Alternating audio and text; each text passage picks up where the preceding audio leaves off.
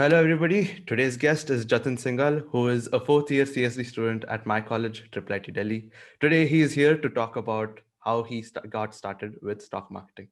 So hello Jatin, how are you doing today? I'm good. How are you? I'm good too. So Jatin, can you tell us how a beginner should actually start with stock market?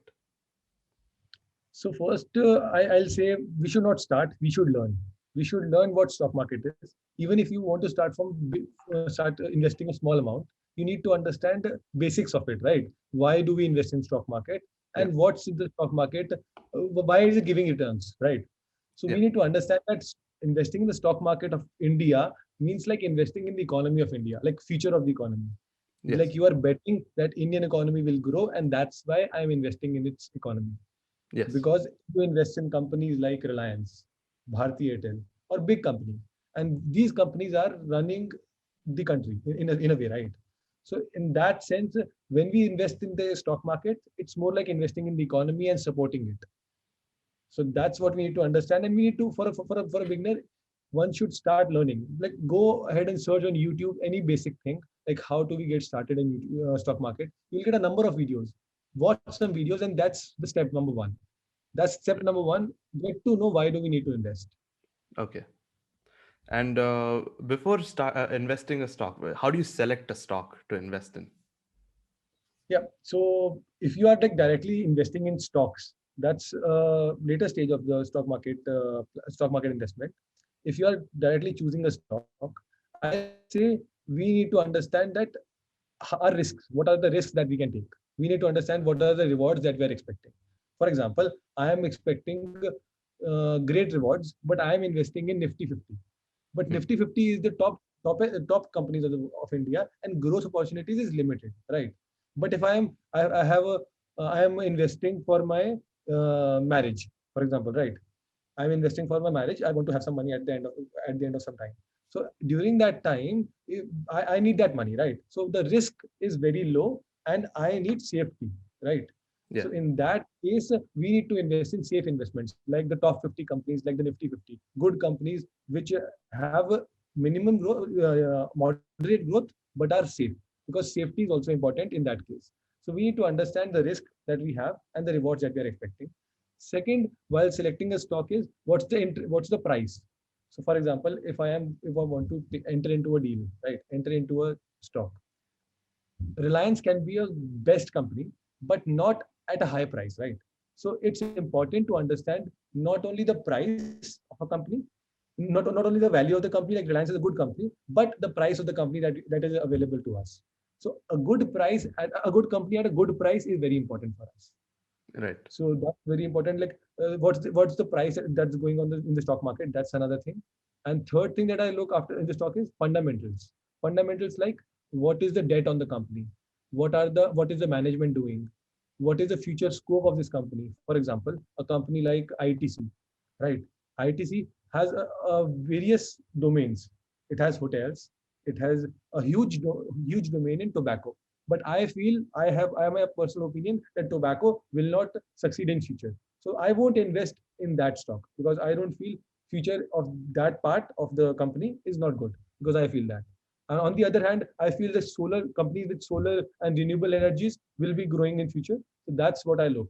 The Right. fundamentals, what company doing. So these are the basic things one can look at while starting in the stock market and while selecting a stock. Right. Okay. And when you actually got started with stock marketing, you must have done some research somewhere, right? So, what resources did you actually use? Yeah, so I actually did a lot of research. I researched for more than 1 year because I was really skeptical of entering into the stock market because of this scam title people has given to it. Like, this is a scam, Iskandar Madhav, this is scam, right? Yeah. So the resources that I used was majorly YouTube and Investopedia. Investopedia actually is very good platform for us to learn concepts like what is a stock, why do we have it, what is a bond, what is a why do we need to invest in the stock market, like basic things. We can go search there. It has a great number of resources, small videos. Go check them out. It's great. After Right. that, for practical knowledge, you have number of YouTubers who are explaining if you want to invest in Zerodha, for example, a broker, how to take a particular step. They have step by step tutorial. Follow them and go ahead with it. Hmm. So can you tell us, since you mentioned some of these terms, can you tell us what they mean? What is a stock? What is a bond? What's a dividend? Yeah. So for a stock, I'll just explain stock. Okay. So there's a company, right? And company wants to raise some money from the public. It wants to grow, and for growing, it wants money. So what it decides to take the money from the public, from the people of the country, and give them shares in return, give them stocks. That is, giving them a part of their company in return. So now you are the owner of the company. If you have a stock, you are owner of the company. But but the only point is that the part of the company that you have is very small. So Hmm. that's what we need to realize. That, for example, if I'm investing in Jubilant Foodworks, the company that controls Domino's, the manages Domino's in India, I feel that I own the company when I buy the stock. Yeah. And that's what I need to realize, that I'm not buying a stock, I am buying a company. And when I'm buying a company, I need to do a proper research. I need to understand what the business is.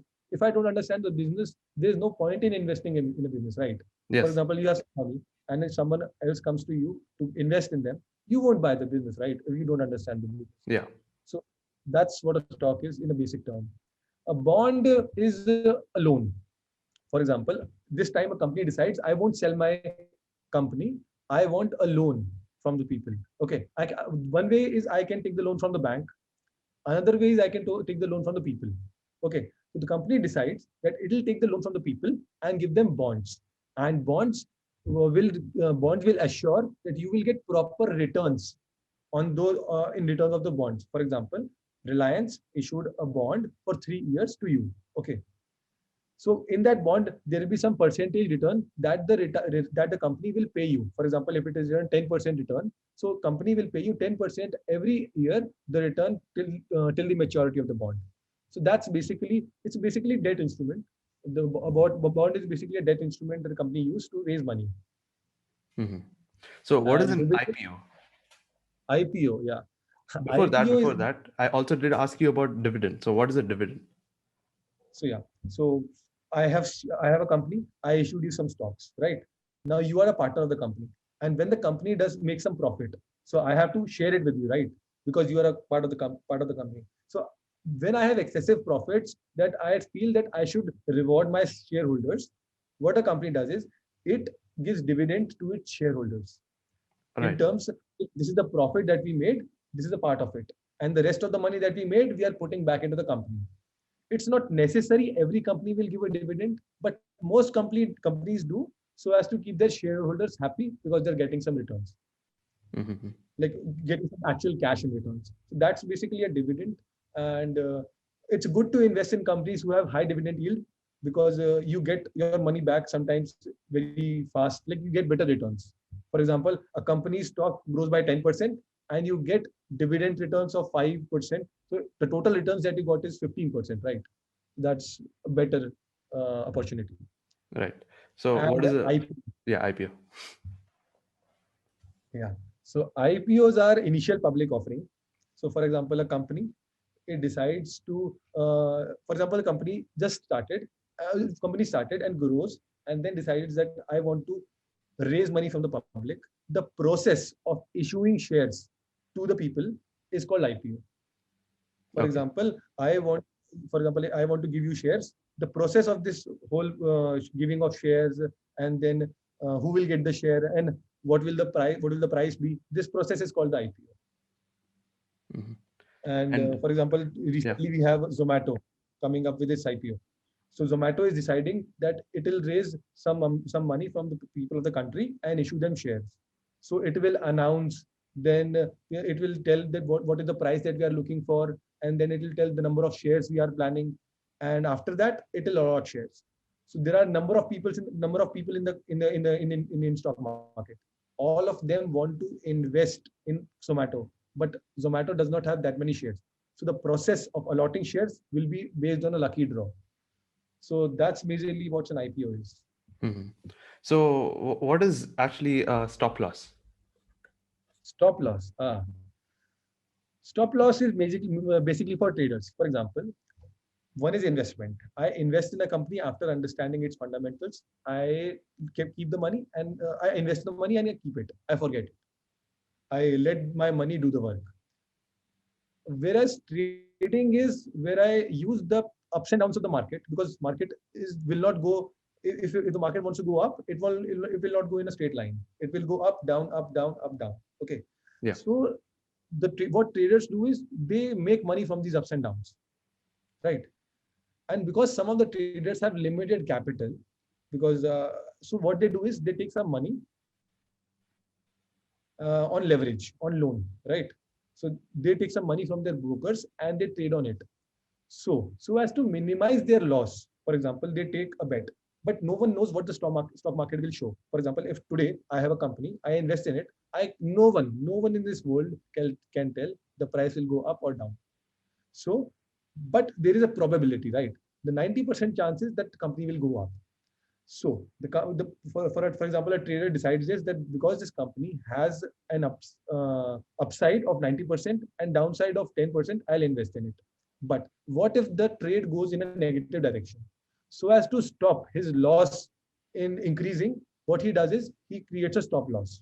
So as to whenever I take a trade, if it goes into negative direction, my deal will automatically get squared off, that my trade will automatically get squared off and I won't have to face a lot of losses. This is the maximum loss that I can face. Like stop my loss here. That's what stop loss is. Right. Also, can you tell us the difference between bear market and a bull market? Yeah, bear market and bull market. So first of all, we need to understand that no one knows what market we are in. That's the first point. We Okay. only know that it was a bull market or it is a bear market after it is completed, right? So for example, during this COVID virus that came previous COVID virus that came previous year on March, that's when people realized that it's a serious shit, and the prices fell because people were selling their shares because they thought that this is gonna create a pandemic, and actually this happened.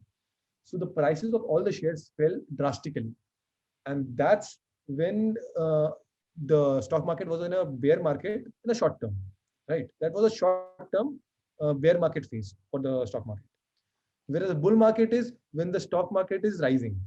So the bull market phase we can look at is, for example, 2003 to 2000, sorry, 2013 to 2020 was a bull market phase for the stock market because it kept on rising. But in 2020, it phased a down phase. It had a downfall. So that was a short period of bear market. And now again, it has raised to 15,000. So that's again, let's see what happens. Jatin, can you tell us what factors go into, whether a stock rises or falls? Yeah. So actually, there are a lot of factors. There's a market sentiment, that what's the people thinking about the company, like what is the sentiment in the people. For example, a company recently changed its management and people love the new manager, so the sentiment are positive. Actually nothing happened. Actually in the cash flow, in the financials, nothing changed. Only the manager changed, but people are feeling very positive about it. So that's what can raise the stock market. Another thing is, uh, people trade a lot in the stock market, right? There are a lot of people trading in the stock market. There are a great number of hedge funds. There are a great number of big funds and firms, financial institutions who are trading in the stock market. And because sometimes they have huge positions on a stock, that's that what makes the stock goes ups and downs, up and down. For example, there are all the hedge funds or all the financial instruments have a bull long position on a particular stock, then they will have to take it higher because they will invest more money and they'll want more people to join in, and that's when they will exit. So it has a lot of things which can make you lose money, but it has a lot of opportunities also which can help you gain money. Right. So the things that majorly determine if the stock market, the price of a stock is sentiment, financials, and people who are trading in the stock market. And this in the short term, and in long term, it's majorly determined by the fundamentals, the management, and the financials. These are the things which determine how the stock of the company will grow in long term. Right. Jatin, can you tell us how to read a candlestick graph? So explaining how to read a candlestick graph in the short time is tough, but I'll give you some basic things. Okay. So candlesticks are actually how the price has been in the past, right? For example, there's a graph. The only way is candlesticks have changed the way we look at graph, right? For example, we look at a 5 minute graph, 5 minute candlestick chart of of a stock. Okay, in that we have a candlestick which represents where the market opened, what is the highest price it went to, and what is the and what is the price that it closed after the 5 minutes. So after we have a lot of these 5 minute charts, after we have a lot of these 5 minute graphs, right? We can create patterns. So people create patterns which help us to analyze what can be the maybe predict what can be the future price of the stock. For example, people have created patterns which have to end the market in a bull phase. For example, if this is the pattern of the candlesticks, then the market will be in a bull phase.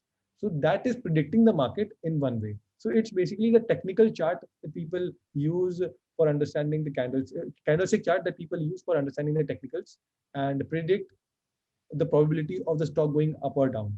So that's when they can take a trade in or long or short or in the stock market. Right. So what is actually short selling? Yeah, short selling is majorly in our whole world. We buy a thing and then we sell it, right? So similarly in stock market also we buy a stock and sell it. That's normal buying and selling.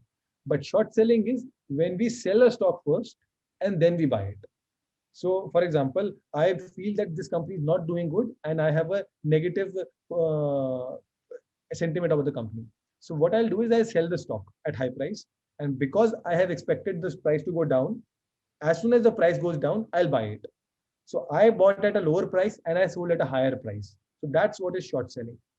Right. Okay. Also, if a beginner is actually thinking about starting today, but he doesn't have much money, how much money do you think is actually required to start? So, for trading in stock market, a decent amount of money is required. But for investing in stock market for good amount of time and for creating wealth, I don't think a lot of money is required. Even 100 rupees is enough for anyone to start. They can start with ETFs, exchange traded funds. They are as cheap as 100 rupees, 200 rupees. So you can start by buying one and then maybe because it's more about a habit when you start investing. Because once you have that habit of investing 100 rupees every month, you can increase that to 200 or 1000. So that's what we need to inculcate in ourselves. Right. So thank you so much for your time, Jatin. You gave some important, valuable information here.